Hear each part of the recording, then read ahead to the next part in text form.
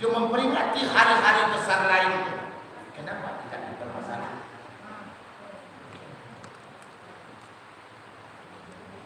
Apalagi hari itu baru patang dulu. No problem. Kita berdoa kepada Allah Subhanahu wa Ta'ala. Dan beginilah nasib umat Islam di akhir zaman. Jamaah yang hadir yang dirahmati oleh Allah Subhanahu wa Ta'ala. Untuk apa Rasulullah itu Allah utus? Untuk apa Nabi Muhammad itu Allah bangkitkan? Satu, rahmatan lil alamin.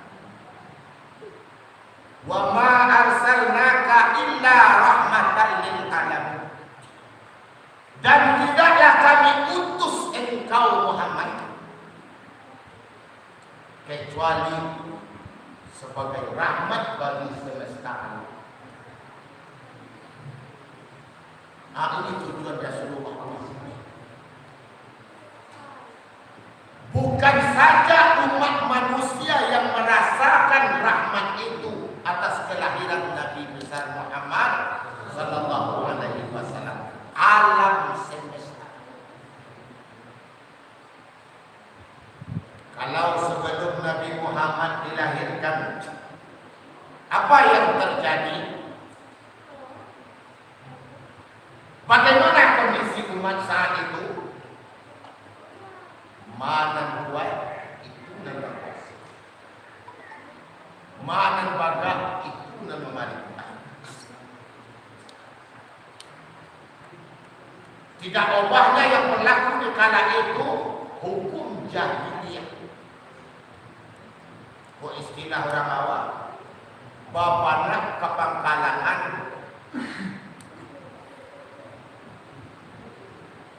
Bahkan di kala itu tidak asing sering kita dengar harga diri kaum wanita saat itu tidak punya arti. Diperjualbelikan seorang budak,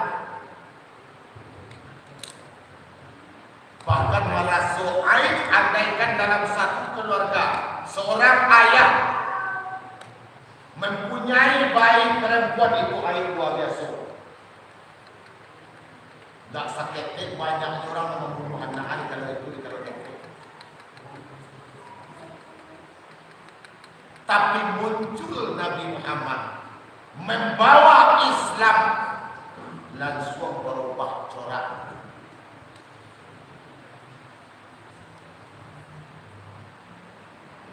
Sehingga Nabi mengatakan, balu beriman salah seorang kamu sebelumnya bisa menghormat, memuliakan yang tua, menyayangi yang kecil. Kau yang ditabur dengan Nabi, rasa kasih sayang. Dan belum akan sempurna iman salah seorang kamu sebelum dia mampu menyayangi saudaranya laksana menyayangi dirinya sendiri. Berkasih sayanglah kamu dengan orang yang ada di bumi.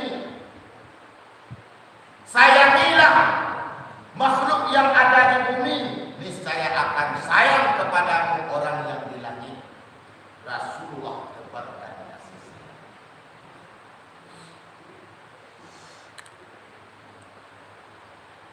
Rahmatan lil sebagai rahmat bagi semesta. Oh, yang dulunya tidak ada artinya kaum wanita, tidak ada nilainya kaum wanita, diinjak, dihina. Munculnya Islam, datangnya Rasulullah. Beliau angkat setinggi-tinggi surga di bawah telapak kaki ibu. Siapa? Wanita. Wanita adalah tiang negara. Apabila baik wanita, maka baiklah suatu negara. Apabila rusak kaum wanita, maka hancurlah negara.